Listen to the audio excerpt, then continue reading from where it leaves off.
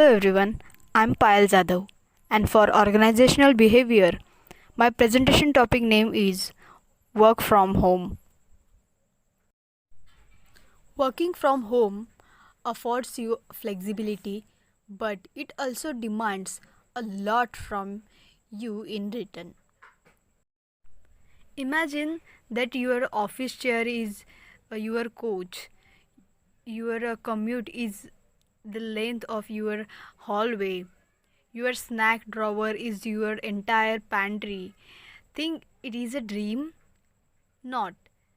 These days, when we are all learning how to live with the reality of a coronavirus, work from home jobs are very much a reality.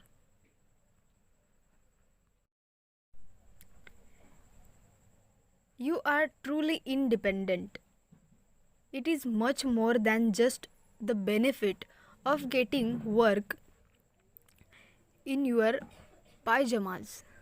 Working from home means you shall learn to rely on self motivation, self discipline, focus, and concentration. Jobs that let you work from home and arrangements known as telecommuting are here to stay. In the most recent American Times used survey by the Bureau of Labor Statistics, 57% of our workers in 2018 had a flexible schedule. Additionally, 42 million wages and salary workers, 29%, could work from home, and 36 million workers, that is 25% workers, at home some of the time. Work from home provides the following benefits: freedom, second is family, save gas, traffic, more productive, flexibility, less stress, etc. Will become communication expert too. But there are some pros and cons of a working from home. Will become communication expert too. But there are some pros and cons of a working from home. And the con is you may forget to clock out. While people might think working from home means doing less, the opposite might be true for diligent employees. When you don't have that separation of going to and from the office, your workday kind of a blur together in your home life. Feeling like you were always at work could even lead you to burn out. The next con we can say the co-workers might accuse you for slacking. When you work from home and can't get to a call or email right away, your co-workers may not give you as much leeway as they might if were in the office. People might wonder if we were or you were taking it easy rather than pulling your weight. Remember, says Faye, uh, the onus is on the work from home individual to be over communicating what they were doing and what they were accomplishing. You can feel out of the loop. You might not realize it until you were not there.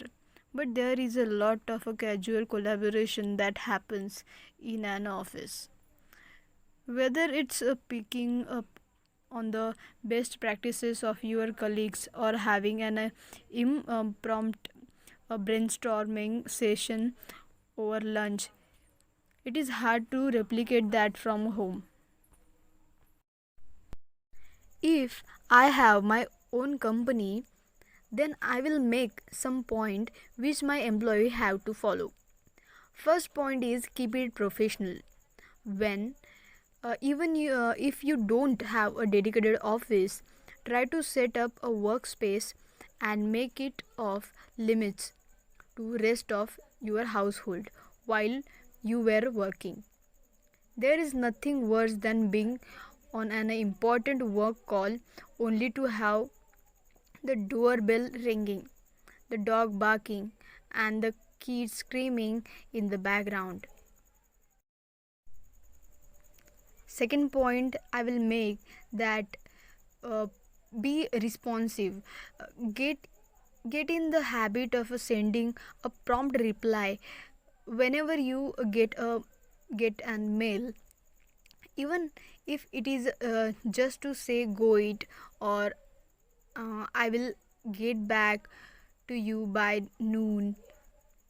And do your best to be available for conference call or other collaborations, even if you don't have strict hours for the work. One of the benefit that you come to know how to hold yourself accountable working from home. While working from home, you get remote work and location independence. These are some good points about working from home. These are some good points about working from home. So, this is my opinion about work from home. Thank you.